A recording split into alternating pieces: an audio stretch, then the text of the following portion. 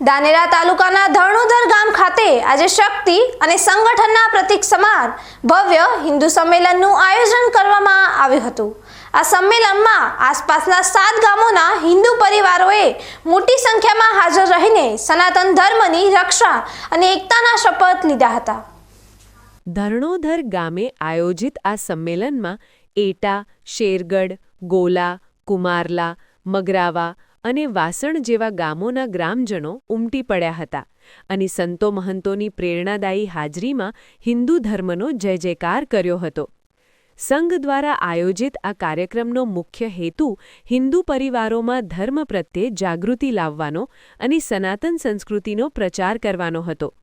કાર્યક્રમનું વિશેષ આકર્ષણ દેશની સરહદો પર રક્ષા કરતા ભારતીય સેનાના જવાનોના પરિવારોનું સન્માન હતું, જેણે સૌના હૃદયમાં રાષ્ટ્રપ્રેમની ભાવના જગાવી હતી।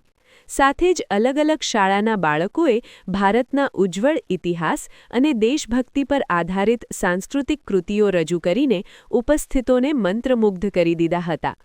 હિન્દુ પરિવાર સંગઠિત રહે અને ધર્મનું રક્ષણ કરે તેવા પ્રેરણાદાયી વિચારો સાથે આખું વાતાવરણ ભક્તિમય બની ગયું હતું।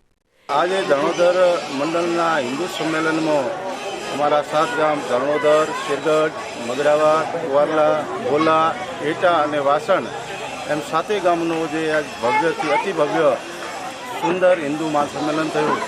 એમાં સંતો, મંતો, પદાધિકારીઓ ગામમાંથી 7 ગામમાંથી ખૂબ મોટી બહોળી સંખ્યામાં સૌ હિન્દુ ભાઈઓ પધાર્યા। સાથે સાથે બહેનોની પણ ખૂબ જ મોટી સંખ્યામાં હાજરી રહી અને અલગ અલગ 7 ગામોમાંથી જે સાંસ્કૃતિક કાર્યક્રમ રજૂ કરવામાં આવ્યા અને ભવ્યથી અતિ ભવ્ય જે આજનો કાર્યક્રમ હતો એ હિન્દુઓ જે આપણી જૂની પરંપરાગતને જે આપણા હિન્દુ રાષ્ટ્રમાંથી ખતમ થવા જઈ રહી છે કે આપણી ધાર્મિક સાંસ્કૃતિક શું છે, આપણું હિન્દુત્વ શું છે, આપણે કઈ વાતોને ભૂલી ગયા છે તેને તાજી કરવાની યાદ કરવા માટે જે હિન્દુ મહાસંમેલનનું આજે આયોજન ધરણોધર મુકામે કરવામાં આવ્યું હતું એમાં ખૂબ જ મોટી સંખ્યામાં માણસોની ઉપસ્થિતિ રહી અને અલગ અલગ જાગૃત થવાના જે કાર્યક્રમો હતા એ રજૂ કરવામાં આવ્યા અને વિશેષ અતિથિ તરીકે આપણા સાધુ સંતો